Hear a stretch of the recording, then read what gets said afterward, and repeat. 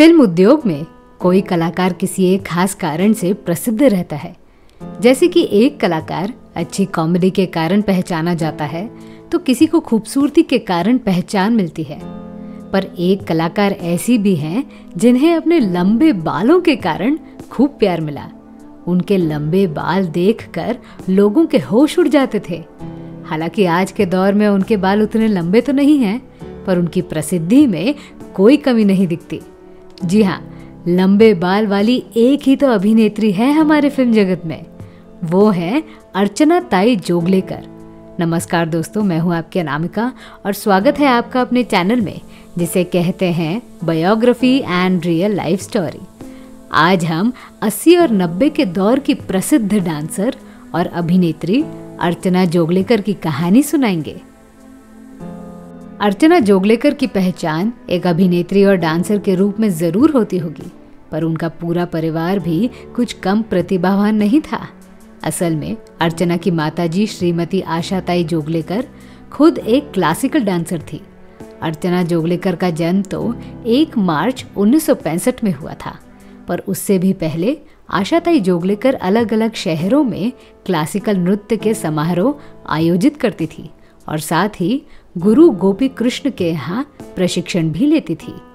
अर्चना को भी नृत्य की शिक्षा आशा ताई ने दी।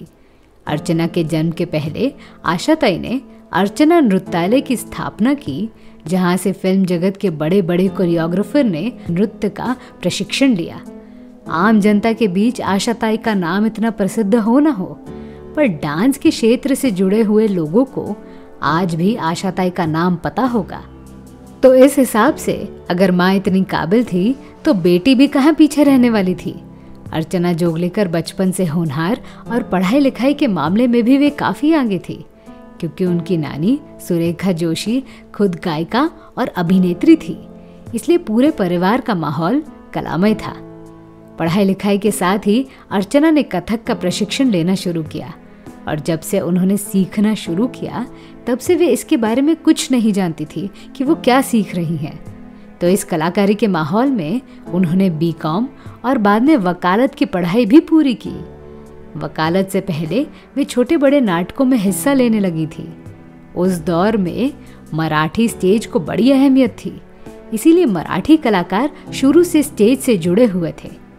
स्टेज और डांस इन दोनों क्षेत्र की बदौलत वे अच्छी अभिनेत्री भी बन गई।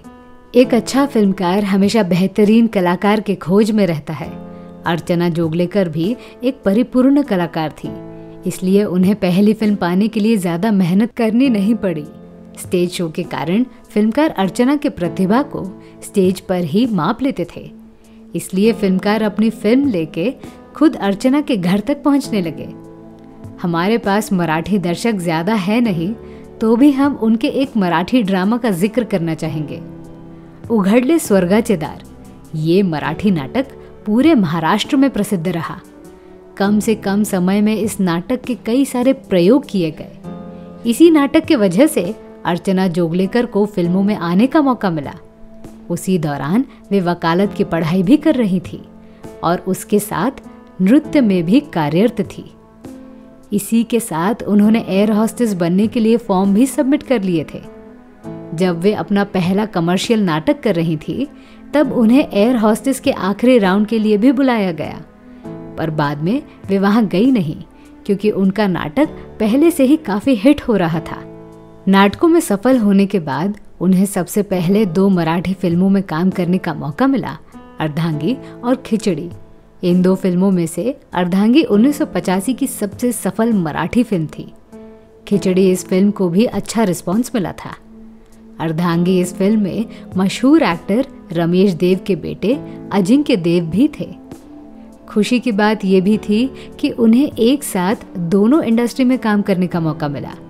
2 साल के बाद उन्हें पहली हिंदी फिल्म संसार मिली, जिसमें शेखर सुमन उनके हीरो थे। संसार भी अपने जमाने की बड़ी हिट फिल्म थी। मराठी और हिंदी फिल्मों के अलावा उन्होंने तमिल, ओरिया और बंगाली भाषा की फिल्में भी की थी। आगे चलकर उन्होंने दूरदर्शन के लिए साम्राज्य नामक सीरियल भी बनाई। अर्चना जोगलेकर ऐसे कुछ कलाकारों में से हैं जिन्होंने अलग अलग क्षेत्र में अपना सिक्का चलाया था, जैसे कि राधिका नामक अभिनेत्री हैं जिन्होंने नसीब अपना अपना फिल्म में अभिनय किया था, पर बाद में उन्होंने टीवी जगत में अपना योगदान दिया। अर्चना जोगलेकर का फिल्मी सफर पर ध्यान दें तो पता चलेगा कि उन्होंने अपने जीवन में बेहद ही गिने चुने फिल्मों में अभिनय किया था। और ये बताना भी जरूरी है कि 1985 से 90s का आखिरी दौर खत्म होने तक वे फिल्में करती रहीं और एकाएकी उन्होंने फिल्मों से तुरंत संन्यास भी ले लिया। उन्होंने फिल्मों में काम करना क्यों बंद कर दिया, इसके पीछे कई वजहें थी। सबसे पहली वजह ये थी कि वे खुद इतनी बिजी डांसर थी कि उन्हें फिल्मों में काम करने का समय भी नहीं मिलता था। देश विदेश जाकर कथक नृत्य करके फिल्मों में भी सक्रिय रहना थोड़ा मुश्किल हो गया। लगभग 40 देशों में जाकर उन्होंने भारतीय नृत्य प्रकार का नमूना पेश कर लिया था और आज भी वे नृत्य के लिए जीती हैं। शुरुआती दौर में उन्होंने 15-20 फिल्में इसीलिए ठुकरा दी क्योंकि उसमें उनका रोल अहम नहीं था। सिर्फ हीरो के साइड में खड़े रहना उन्हें जरूरी नहीं लगा। पर वे इस बात को भी मानती हैं कि जिस वक्त हजारों लड़कियां अभिनेत्री बनने के लिए तरसती थी, तब उन्हें आसानी से फिल्मों में काम करने का मौका मिला, बजाय इसके कि उनके पास शोहरत की कोई कमी नहीं थी। उनके परिवार में हर कोई अपने अपने फील्ड में व्यस्त था। जब वे फिल्मों में सक्रिय थी, तब उनके अभिनय के साथ बालों को भी पसंद किया गया। इतने लंबे बाल देखकर हर कोई सोच में पड़ जाता था। मेकअप और हेयर ड्रेसर को उनके लिए अलग से मेहनत करनी पड़ती थी। कुछ फिल्मों में उनके बाल छोटे दिखाई दिए हैं, हालांकि वे इतने भी छोटे नहीं थे, पर बालों की साइज कम करने के पीछे हेयर ड्रेसर का कमाल था।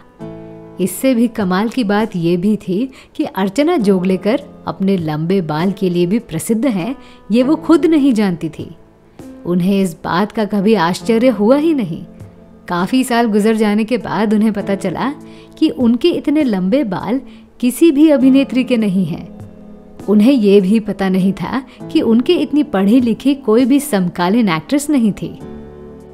अर्चना जोगलेकर के बारे में हमेशा कहा जाता है कि किसी अनजान इंसान ने उनके साथ कुव्यवहार करने की कोशिश की थी, जिसकी केस लगभग 10 साल तक चली। कहा जाता है कि 2010 में इस केस को बंद कर दिया गया था। कुछ जानकार मानते हैं कि इस घटना के बाद उन्होंने तुरंत शादी करके फिल्मों से संन्यास ले लिया। पर इस बारे में अर्चना जोगलेकर कहती हैं कि वे लगातार फिल्में, शोज और कथक कर रही थी। वे खुद को बेहद कम समय देती थी।